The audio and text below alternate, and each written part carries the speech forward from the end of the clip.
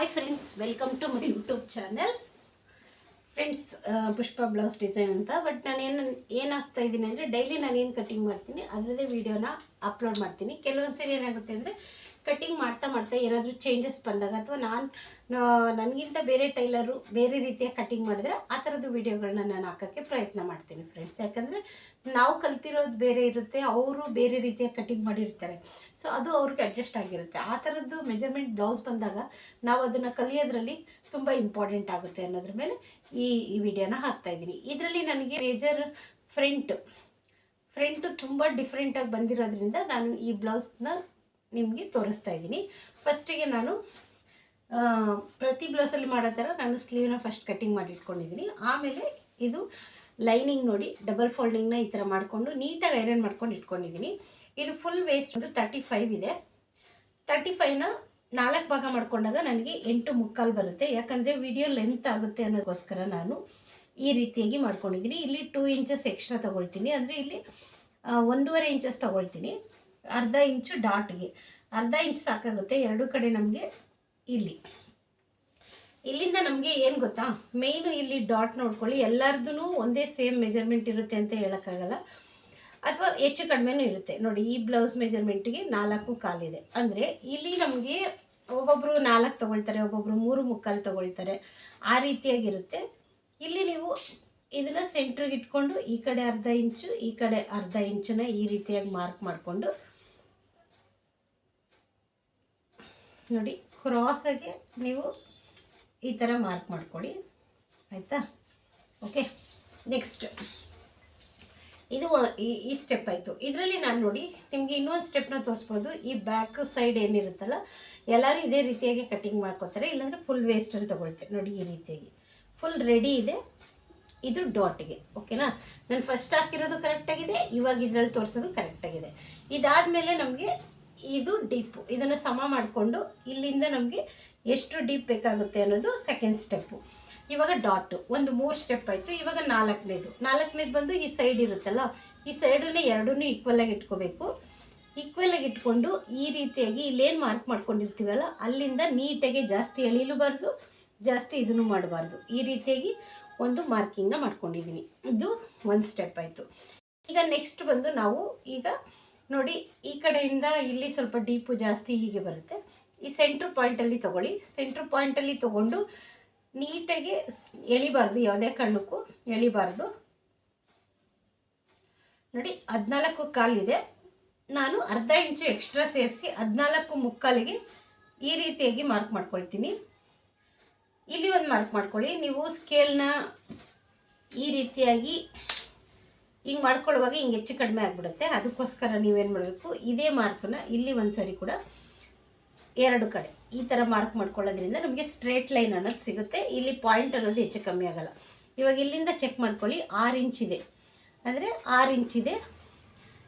ಇಲ್ಲಿಗೂ ಒಂದು ಸ್ವಲ್ಪ ನೋಡಿಕೊಂಡು ಇಲ್ಲೊಂದು ಮಾರ್ಕ್ ಮಾಡಿಕೊಂಡು 6 ಇಂಚಿಗೆ ಇಲ್ಲಿ ಒಂದು ಸ್ಟ್ರೇಟ್ ಲೈನ್ನ ಹಾಕಬೇಕು.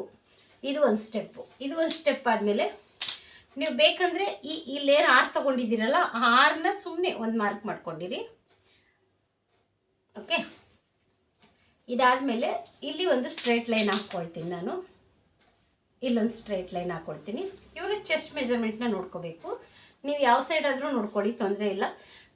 ಕಾಜಾಪಟ್ಟಿ ಕಡೆ ನೋಡಿಕೊಂಡ್ರೆ ಇದು ಎಕ್ಸ್ಟ್ರಾ ಇರುತ್ತಲ್ಲ, ಅದನ್ನು ಬಿಟ್ಟು ಸ್ಟಿಚಿಂಗಿಗೆ ಏನಿರುತ್ತೆ ಅಲ್ಲಿಂದ ನೋಡಿಕೊಂಡ್ರೆ ನಿಮಗೆ ಸಾಕಾಗುತ್ತೆ. ನೋಡಿ, ಎಳಿಬಾರ್ದು, ಯಾವುದೇ ಕಾರಣಕ್ಕೂ ಎಳಿಬಾರ್ದು. 10 ಇದೆ. ಇಲ್ಲಿ 10ಕ್ಕೆ ಒಂದು ಮಾರ್ಕ್ ಮಾಡ್ಕೊಳ್ತೀನಿ. ಓಕೆ, ಈ 10ಕ್ಕೆ ಮಾರ್ಕ್ ಮಾಡ್ಕೊಂಡಾದ್ಮೇಲೆ ನಮಗೆ ಬೇಕಾಗಿರೋ ಪಾಯಿಂಟು ಇವಾಗ ನೆಕ್ ಆ್ಯಂಡ್ ಶೋಲ್ಡರ್. ನೀವು ಇಲ್ಲಿ ನೋಡ್ಕೊಳ್ಳಿ, ಇದಿರುತ್ತಲ್ಲ, ಇಲ್ಲಿಂದ ಇಲ್ಲಿ ಸೆಂಟ್ರ್ ಪಾಯಿಂಟ್ ಅಂತ ಈ ಥರ ಮಾರ್ಕ್ ಮಾಡ್ಕೊಳ್ಳಿ. ಈ ಸೆಂಟ್ರ್ ಪಾಯಿಂಟ್ನ ಮಾರ್ಕ್ ಮಾಡಿಕೊಂಡು ನೀವು ಇದನ್ನು ಫೋಲ್ಡಿಂಗಲ್ಲೂ ಮಾರ್ಕ್ ಮಾಡ್ಕೋಬೋದು. ಆದರೆ ಈ ಥರ ಮಾಡ್ಕೊಳ್ಳೋದ್ರಿಂದ ನಿಮಗೆ ಈಸಿಯಾಗಿ ಗೊತ್ತಾಗುತ್ತೆ. ಕೆಲವೊಂದು ಬ್ಲೌಸಲ್ಲಿ ನೀಟಾಗಿ ಇರಬೇಕು. ನೋಡಿ, ಈ ಪಾಯಿಂಟ್ ಏನಿದೆಯಲ್ಲ, ಈ ಪಾಯಿಂಟಿಗೆ ಕೂರಿಸ್ತಾ ಇದ್ದೀನಿ. ಯಾಕಂತ ಹೇಳಿದ್ರೆ ಇದು ನಿಮಗೆ ನೀಟಾಗಿ ಕಾಣಿಸುತ್ತೆ ಅನ್ನೋದಕ್ಕೋಸ್ಕರ. ನೋಡಿ, ಈ ರೀತಿಯಾಗಿ ಒಂದು ಮಾರ್ಕ್ನ ಮಾಡ್ಕೊಂಡಿದ್ದೀನಿ. ಇಲ್ಲಿ ಒಂದು ಮಾರ್ಕ್ ಮಾಡ್ಕೊಂಡಿದ್ದೀನಿ. ಈಗ ಚೆಕ್ ಮಾಡ್ಕೊಳ್ಳೋಣ. ಇಲ್ಲಿ ಎಷ್ಟಕ್ಕೆ ತೊಗೊಂಡಿದ್ದಾರೆ, 3 ಇಂಚಿಗೆ ತೊಗೊಂಡಿದ್ದಾರೆ. ಅಂದರೆ 3 ಇಂಚಿಗೆ ಇಲ್ಲಿ ತೊಗೊಂಡಿದ್ದಾರೆ ಅಂದರೆ ಇಲ್ಲಿ ನೋಡ್ಕೋಬೇಕು ನಾವು. ಇಲ್ಲಿ ಎಮ್ಮಿಂಗ್ ಮಾಡಿದ್ದಾರೆ, ಹಾಗಾಗಿ ಇದು 3 ಇಂಚು. ನಾನು ಇದಕ್ಕೆ ಪೈಪಿಂಗ್ ಕೊಡೋದ್ರಿಂದ 3 ಇಂಚ್ ತೊಗೊಳ್ತಾ ಇದ್ದೀನಿ. ಎಮ್ಮಿಂಗ್ ಮಾಡಲಿಲ್ಲ ಅಂದರೆ ಇಲ್ಲಿ 2 ಮುಕ್ಕಾಲು ತೊಗೊಳ್ತಾ ಇದ್ದೆ. ಓಕೆನಾ? ಅಷ್ಟೇ ಡಿಫ್ರೆನ್ಸು. ನಾವು ನೋಡ್ಕೋಬೇಕಾಗಿರೋದು ಇಷ್ಟು ನೋಡಿ, 2.5 1 ಗೀಟ್ ಎಕ್ಸ್ಟ್ರಾ ಬಂದಿದೆ, ಅದಕ್ಕೆ ನಾನು 2.5ಗೆ ಮಾರ್ಕ್ ಮಾಡ್ಕೊಳ್ತಾ ಇದ್ದೀನಿ. ಇಲ್ಲಿ ಸ್ಟಿಚಿಂಗಿಗೆ ಅರ್ಧ ಇಂಚನ್ನ ಮಾರ್ಕ್ ಮಾಡ್ಕೊಳ್ತಾ ಇದ್ದೀನಿ. ಇಲ್ಲಿ ನಾವು ಮೇಯ್ನ್ ನೋಡ್ಕೋಬೇಕಾಗಿರೋದು ತುಂಬ ಇಂಪಾರ್ಟೆಂಟ್ ಆಗಿರುತ್ತೆ ನೋಡಿ. ಈ ರೀತಿಯಾಗಿ ನಾವು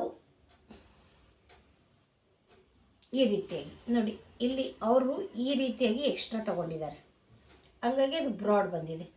ಓಕೆನಾ? ನಾವು ಇದೇ ರೀತಿಯಾಗಿ ನಾನು ಇದನ್ನು ಫಾಲೋ ಮಾಡ್ತಾ ಇದ್ದೀನಿ. ಇಲ್ಲ ಅಂದರೆ ನೀವು 1/4 ಇಂಚ್ ಆ ಕಡೆ ತೊಗೊಂಡು ಕೂಡ ಮಾರ್ಕ್ ಮಾಡ್ಬೋದು, ಅದನ್ನು ತೋರಿಸ್ತೀನಿ ನೋಡಿ. ಈ ರೀತಿಯಾಗಿ 3/4 ತೊಗೊಂಡು ನೀವು ಮಾರ್ಕ್ ಮಾಡ್ಕೋಬೋದು. ಟ್ರಿಕ್ಸ್ ಏನಿಲ್ಲ, ಇಲ್ಲಿ 3ಕ್ಕೆ ತೊಗೊಂಡಿದ್ದೀವಲ್ಲ, 3/4ಗೆ ತೊಗೊಂಡು ಈ ಶೇಪ್ನ ಹಾಕ್ಕೋಬೋದು, ತೊಂದರೆನೇ ಇಲ್ಲ. ಇಲ್ಲಾಂದರೆ ಈ ರೀತಿಯಾಗೂ ಮಾರ್ಕ್ ಮಾಡ್ಕೋಬೋದು, 2 ರೀತಿಯಾಗಿ. ಈಗ ಇದಾದಮೇಲೆ ಇಲ್ಲಿ ನಾವು 6ಕ್ಕೆ ಮಾರ್ಕ್ ಮಾಡ್ಕೊಂಡಿದ್ದೀವಲ್ಲ, ಸೊ ಅದನ್ನು ಮಾತ್ರ ನೀವು ಫಾಲೋ ಮಾಡಬಾರ್ದು, ಅದು ಸುಮ್ಮನೆ. ಈಗ ಇಲ್ಲಿ ಶೋಲ್ಡ್ರ್ ಪಟ್ಟಿ ಏನಿದೆಯಲ್ಲ, ಈ ಶೋಲ್ಡ್ರ್ ಪಟ್ಟಿನ ತೊಗೋಬೇಕು. ಈ ಶೋಲ್ಡ್ರ್ ಪಟ್ಟಿ ತೊಗೊಂಡು, ಇದು ಒಬ್ಬೊಬ್ಬರು ಕಟ್ಟಿಂಗ್ ಮಾಡೋ ರೀತಿ ಬೇರೆ ಬೇರೆ ಇರುತ್ತೆ, ಹಾಗಾಗಿ ನಾನು ಹೇಳ್ತಾ ಇದ್ದೀನಿ ನೋಡಿ. ಈ ಶೋಲ್ಡ್ರ್ ಪಟ್ಟಿ ಇಲ್ಲಿಗೆ ಬರುತ್ತೆ, ಸ್ಟಿಚಿಂಗ್ ಇಲ್ಲಿ ಬರುತ್ತೆ. ಟೋಟಲ್ ಇವಾಗ ನೆಕ್ ಆ್ಯಂಡ್ ಶೋಲ್ಡರ್ ಎಷ್ಟಿದೆ ಅಂತ ಚೆಕ್ ಮಾಡ್ಕೋಬೇಕು.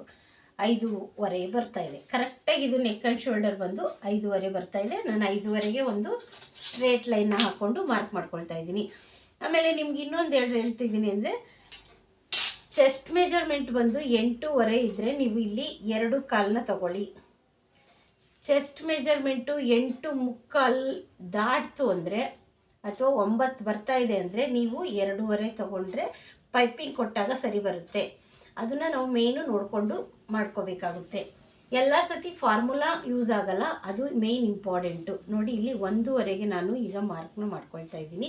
ನೀವು ಸೆಂಟ್ರ್ ಲೈನ್ ಬೇಕಾದರೂ ಈ ರೀತಿಯಾಗಿ ಮಾಡ್ಕೊಳ್ಬೋದು, ಇಲ್ಲ ಅಂದರೆ ಹೀಗೆ ಸ್ಟ್ರೇಟಾಗಿ ಒಂದು ಮಾರ್ಕ್ ಮಾಡ್ಕೋಬೋದು. ಓಕೆನಾ? ಇದಾದಮೇಲೆ ನೀವು ಸ್ಕೇಲ್ ಇದ್ದರೆ ಸ್ಕೇಲಲ್ಲಿ ಮಾರ್ಕ್ ಮಾಡ್ಕೊಳ್ಳಿ. ಫ್ರೆಂಚ್ ಕರು ಸ್ಕೇಲ್ ಇದ್ದರೆ ಮಾರ್ಕ್ ಮಾಡ್ಕೊಳ್ಳಿ. ಇಲ್ಲಿ ಇಲ್ಲ ಅಂದರೆ ಈ ಟೇಪಿಂದ ಹೀಗೆ ಅರ್ಧದಲ್ಲಿ ಮಾರ್ಕ್ ಮಾಡ್ಕೊಳ್ಳಿ. ಇಲ್ಲಿ ಅರ್ಧ ಇಂಚ್ಗೆ ಒಂದು ಮಾರ್ಕ್ನ ಮಾಡ್ಕೊಳ್ಳಿ. ಮಾರ್ಕ್ ಮಾಡಿಕೊಂಡು ಈ ರೀತಿಯಾಗಿ ಫಸ್ಟು ಡಾಟ್ ಡಾಟ್ ಡಾಟ್ ಥರ ಮಾರ್ಕ್ ಮಾಡ್ಕೊಳ್ಳಿ. ಓಕೆನಾ? ಆವಾಗ ನಿಮಗೆ ನೀಟಾಗಿ ಸಿಗುತ್ತೆ. ಇದಾದಮೇಲೆ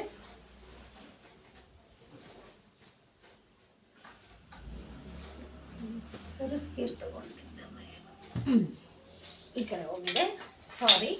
ಯಾಕೆ ಗೊತ್ತಾ, ಇದು ಒಂದೊಂದ್ಸರಿ ನಿಮಗೆ ನೀಟಾಗಿ ಕುತ್ಕೊಳ್ಳುತ್ತೆ ಅಂತ ಹೇಳ್ಕೊಡೋದಕ್ಕೆ ನೋಡಿ. ಈ ರೀತಿಯಾಗಿ ಡಾಟ್ ಹಾಕೋದಕ್ಕಿಂತ ಈ ಸ್ಕೇಲ್ ಇದ್ದರೆ ನಿಮಗೆ ಯೂಸ್ಫುಲ್ ಆಗುತ್ತೆ. ಇದಾಯ್ತಲ್ವಾ? ಈಗ ಆರ್ಮೋಲ್ನ ನೋಡ್ಕೋಬೇಕಾಗುತ್ತೆ. ಮೆಜರ್ಮೆಂಟ್ ಬ್ಲೌಸ್ ಇರುತ್ತಲ್ಲ, ಈ ಮೆಜರ್ಮೆಂಟ್ ಬ್ಲೌಸ್ನ ಈಗ ತೊಗೊಳ್ಳಿ, ಬ್ಯಾಕ್ ಸೈಡ್ ತೊಗೊಳ್ಳಿ. ಫ್ರಂಟಲ್ಲಿ ಹೇಗೆ ತೆಗ್ದಿರ್ತೀವಲ್ಲ ಅದಕ್ಕೋಸ್ಕರ ನೋಡಿ ಈ ರೀತಿಯಾಗಿ ಇಟ್ಕೊಳ್ಳಿ. ನೋಡಿ ಈ ರೀತಿಯಾಗಿ ಇಟ್ಕೊಂಡು ಎಲ್ಲಿ ಸ್ಟಿಚಿಂಗ್ ಇರುತ್ತೆ ಅದನ್ನು ನೀಟಾಗಿ ಟೇಪಲ್ಲಿ ತಿರುಗಿಸ್ಕೊಳ್ಳಿ. 8.5 1 ಗೀಟ್ ಬರ್ತಾಯಿದೆ. 8.5 1 ಗೀಟು ಈ ರೀತಿಯಾಗಿ ಚೆಕ್ ಮಾಡ್ಕೋಬೇಕು. ನೋಡಿ ಇದು 8.5 1 ಗೀಟ್ ಬರ್ತಾಯಿದೆ. ನಾವು ಆವಾಗಲೇ ಮಾರ್ಕ್ ಮಾಡ್ಕೊಂಡಿದ್ದು 10.5ಗೆ. ಇಲ್ಲಿ 8.5 1 ಗೀಟ್ ಬರ್ತಾಯಿದೆ.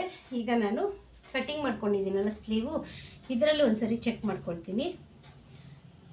ಒಂದೊಂದ್ಸರಿ ಯಾವ್ಯಾವ ಥರ ತೊಂದರೆ ಆಗುತ್ತೆ ಮತ್ತು ಅವ್ರ ಕಟ್ಟಿಂಗ್ ಹೇಗಿರುತ್ತೆ ಅದ್ರ ಮೇಲೂ ಡಿಪೆಂಡ್ ಆಗುತ್ತೆ. ಈ ಥರ ಸ್ಲೀವ್ ಕಟ್ಟಿಂಗ್ ಮಾಡ್ಕೊಂಡಾಗ ಈ ಎಡ್ಜ್ ಪಾಯಿಂಟ್ ಇರುತ್ತಲ್ಲ ಅದನ್ನು ನಾವು ಮಾರ್ಕಿಂಗಲ್ಲಿ ಚೆಕ್ ಮಾಡ್ಕೋಬೋದು. ನೋಡಿ ಈಗ ಕರೆಕ್ಟಾಗಿ ಬಂದಿದೆ ಇದಕ್ಕೆ ಸ್ಲೀವ್ಗೆ. ಈಗ ಒಂದ್ಸರಿ ಚೆಕ್ ಮಾಡ್ಕೊಳ್ತೀನಿ. ನೋಡಿ 9.5 ಬರ್ತಾ ಇದೆ.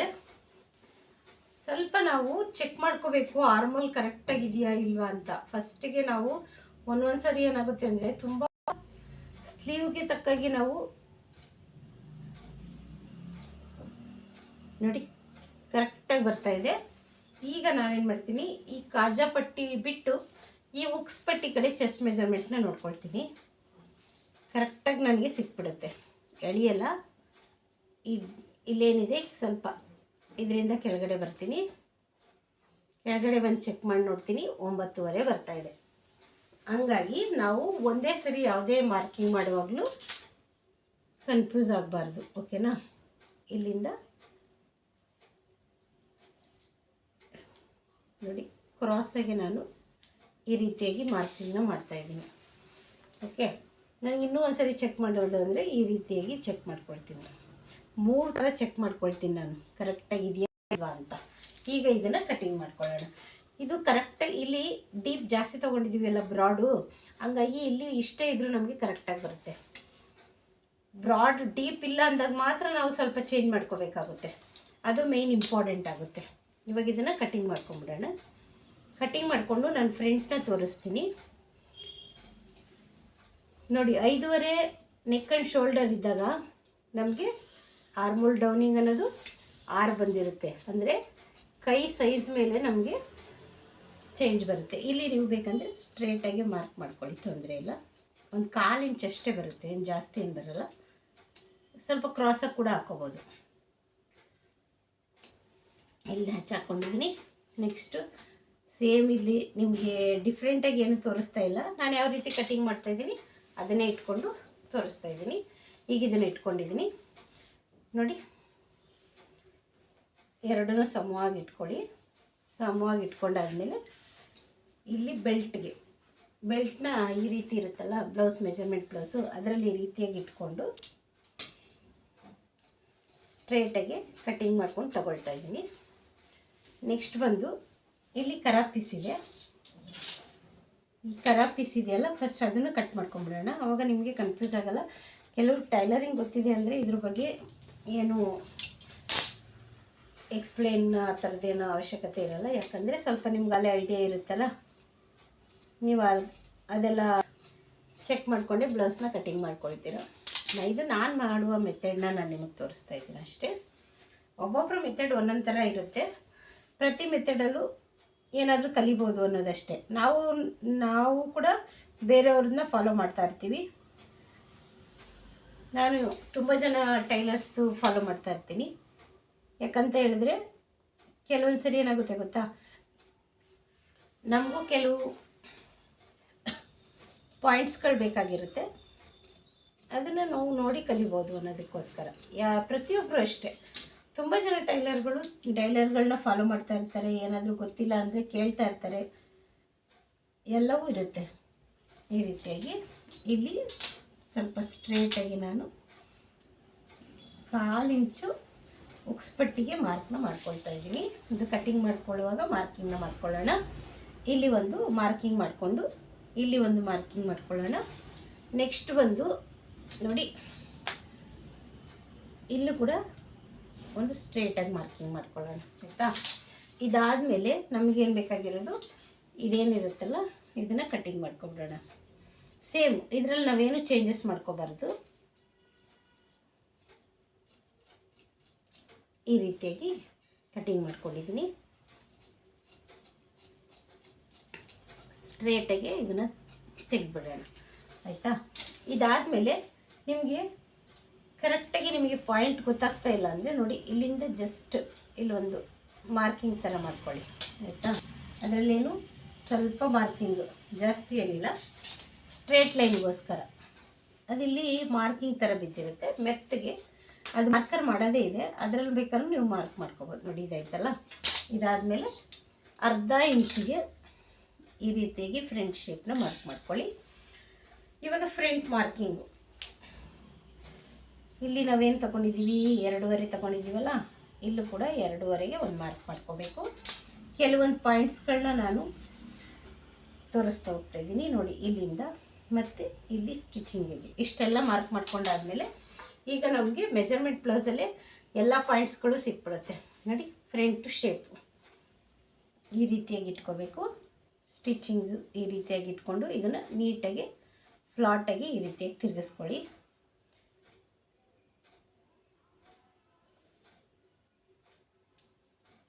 ಈ ರೀತಿಯಾಗಿ ಒಂದು ಮಾರ್ಕ್ ಬರುತ್ತೆ. ಇದು ಕರೆಕ್ಟಾಗಿ ಕಟಿಂಗ್ ಮಾಡ್ಕೊಬಿಡೋಣ. ನೆಕ್ಸ್ಟು ಈ ಎಕ್ಸ್ಟ್ರಾ ಏನು ಸ್ಟ್ರೇಟ್ ಆಗಿತ್ತಲ್ಲ ಅದನ್ನು ಕಟಿಂಗ್ ಮಾಡ್ಕೊಳ್ಳೋಣ. ಇಲ್ಲಿ ಶೇಪ್ ಫ್ರಂಟ್ ಶೇಪ್ ಅನ್ನೋದನ್ನು ಕಂಕ್ಲು ಶೇಪು ಮಾರ್ಕ್ ಮಾಡ್ಕೊಳ್ಳೋಣ. ಇಲ್ಲಿ ಒಂದು ನ್ಯಾಚ್ ಹಾಕ್ಕೊಳ್ಳೋಣ. ಅದಾದಮೇಲೆ ಮೇನ್ ಇಂಪಾರ್ಟೆಂಟ್, ನಮಗೆ ಟೇಪ್ನ ಅವಶ್ಯಕತೆ ಇರೋಲ್ಲ. ಕೆಲವೊಂದು ಸತಿ ನೀವು ನೋಡಿ ಇಲ್ಲಿಂದ ಇಲ್ಲಿ ಸ್ಟಿಚಿಂಗಿಗೆ ಮಾರ್ಕ್ ಮಾಡ್ಕೊಳ್ಳಿ, ಇಲ್ಲಿ ಬಂದು ಇಲ್ಲಿ ಒಂದು ಮಾರ್ಕ್ ಮಾಡ್ಕೊಳ್ಳಿ, ಇಲ್ಲಿ ಸ್ಟಿಚಿಂಗಿಗೆ ಮಾರ್ಕ್ ಮಾಡ್ಕೊಳ್ಳಿ, ಇಲ್ಲಿ ಡಾಟ್ ಎಷ್ಟು ಹಿಡ್ದಿರ್ತಾರೆ ಅಂತ ನೋಡಿಕೊಂಡು ಅಲ್ಲಿಗೆ ಒಂದು ಮಾರ್ಕ್ ಮಾಡ್ಕೊಳ್ಳಿ. ಅದಾದಮೇಲೆ ನೋಡಿ ಸೈಡು ತುಂಬ ಈಸಿಯಾಗಿ ಬ್ಲೌಸ್ ಕಟಿಂಗ್ ಮಾಡ್ಕೋಬೋದು. ಕೆಲವೊಂದು ಸರಿ ಕನ್ಫ್ಯೂಸ್ ಆಗಿಬಿಡುತ್ತೆ, ಆದರೆ ನೀವು ಕನ್ಫ್ಯೂಸ್ ಮಾಡ್ಕೋಬೇಡಿ. ಇಲ್ಲಿ ನೋಡಿ ಇಲ್ಲಿಂದ ಈ ರೀತಿಯಾಗಿ ಮಾರ್ಕ್ ಮಾಡ್ಕೊಳ್ಳಿ, ಈ ರೀತಿಯಾಗಿ, ಓಕೆನಾ? ಈ ರೀತಿಯಾಗಿ ಮಾರ್ಕ್ ಮಾಡ್ಕೊಂಡಾದ್ಮೇಲೆ ಇನ್ನೂ ನಮಗೆ ಅವಶ್ಯಕತೆ ಇಲ್ಲ ಅಂತೆಲ್ಲ ಅಂದ್ಕೋಬೇಡಿ. ಬ್ಲೌಸ್ ಇವಾಗಲೇ ನಮಗೆ ಯೂಸ್ಫುಲ್ ಆಗೋದು ಫ್ರಂಟ್ ಚೆಸ್ಟ್ ಮೆಜರ್ಮೆಂಟ್ ಅನ್ನೋದು. ಅಪ್ಪರ್ ಚೆಸ್ಟು, ಮಿಡಲ್ ಚೆಸ್ಟು, ಇದು ನಮಗೆ ಅಪ್ಪರ್ ಚೆಸ್ಟ್ ಇದೆ, ಹಂಗಾಗಿ ಈ ರೀತಿಯಾಗಿ ಇಟ್ಕೊಳ್ಳಿ. ನೋಡಿ ಇದು ಸ್ಟ್ರೇಟಾಗಿ ನೋಡಿ ಹೀಗೆ ಈ ಥರ ಮಾಡ್ಕೊಳ್ಳಿ. ನೋಡಿದ್ರಲ್ಲ, ಇಲ್ಲ ಏನು ಡಾಟ್ ಹಿಡ್ದಿದ್ರೆ ಅಲ್ಲೊಂದು ಮಾರ್ಕ್ ಮಾಡ್ಕೊಳ್ಳಿ. ಅದನ್ನೇ ನಾವು ಈ ಥರ ಸ್ಟ್ರೇಟಾಗಿ ಇಟ್ಕೊಂಡು ಇಲ್ಲಿ ಈ ರೀತಿಯಾಗಿ ಮಾರ್ಕ್ ಮಾಡ್ಕೊಳ್ಳಿ. ಈಗ ಚೆಕ್ ಮಾಡ್ಕೊಳ್ಳಿ, 14.25 ಲೆಂತ್, ಬ್ಲೌಸ್ ಲೆಂತು. ಈ ಬ್ಲೌಸ್ ಲೆಂತ್ ನೋಡಿ ಇಲ್ಲಿಗೆ ಕರೆಕ್ಟಾಗಿ 10.25 ಬರ್ತಾಯಿದೆ. ಇಲ್ಲಿಂದ ನನಗೆ 2.5 ಪ್ಲಸ್ 1/4 ಇಂಚ್ ಸ್ಟಿಚಿಂಗಿಗೆ ಅಂತ 2.75 ಬರ್ತಾಯಿದೆ, ಆಯಿತಾ? ಈಗ ಡಾಟ್ ಪಾಯಿಂಟ್ನ ಹೇಗೆ ಚೆಕ್ ಮಾಡ್ಕೊಳ್ಳೋದು ಅಂದರೆ, ಇಲ್ಲಿಂದ ಎಷ್ಟು ಇಂಚಿಗಿದೆ? 3.5 ಇಂಚಿಗಿದೆ. 3.5 ಇಂಚಿಗೆ ಈ ರೀತಿಯಾಗಿ ಮಾರ್ಕ್ ಮಾಡ್ಕೊಳ್ಳಿ. ಈ ಬ್ಯಾಕ್ ಸೈಡಲ್ಲಿ ಈ ಡಾಟ್ ಅವ್ರದ್ದು ಎಷ್ಟು ಹಿಡ್ದಿದ್ದಾರೆ ಅಂತ ಈ ಥರ ಚೆಕ್ ಮಾಡ್ಕೊಳ್ಳಿ. ನೋಡಿ ಹೀಗೆ ತೆಗೀರಿ, ಎಷ್ಟು ಹಿಡ್ದಿದ್ದಾರೆ ಅಂತ. 1 ಇಂಚ್ ಹಿಡ್ದಿದ್ದಾರೆ. ನಾವೇನು ಮಾಡಬೇಕು, 1 ಇಂಚಿಗೆ ಮಾರ್ಕ್ ಮಾಡ್ಕೋಬೇಕು. ಓಕೆ, ಈ ಮಾರ್ಕ್ ಮಾಡಿಕೊಂಡು ಇಲ್ಲಿಂದ ಜಾಯಿಂಟ್ ಮಾಡಿ, ಮತ್ತು ಇದು ಜಾಯಿಂಟ್ ಮಾಡಿ, ಮತ್ತು ಇಲ್ಲಿಂದ ಜಾಯಿಂಟ್ ಮಾಡ್ಕೊಳ್ಳಿ. ನೋಡಿ ಇಷ್ಟು ಈಸಿಯಾಗಿ ಜಾಯಿಂಟ್ ಮಾಡೋತ್ತಲ್ಲ. ಈಗ ನಾನು ತೋರಿಸೋ ಬ್ಲೌಸಲ್ಲಿ ಕೆಲವೊಂದು ಬ್ಲೌಸಲ್ಲಿ ಫ್ರಂಟ್ ಶೇಪ್ ಅನ್ನೋದು ಉದ್ದ ಇರುತ್ತೆ, ಈ ಬ್ಲೌಸಲ್ಲಿ ಫ್ರಂಟ್ ಶೇಪ್ ಅನ್ನೋದು ಉದ್ದ ಇಲ್ಲ, ಅದಕ್ಕೋಸ್ಕರ ತೋರಿಸ್ತಾ ಇದ್ದೀನಿ.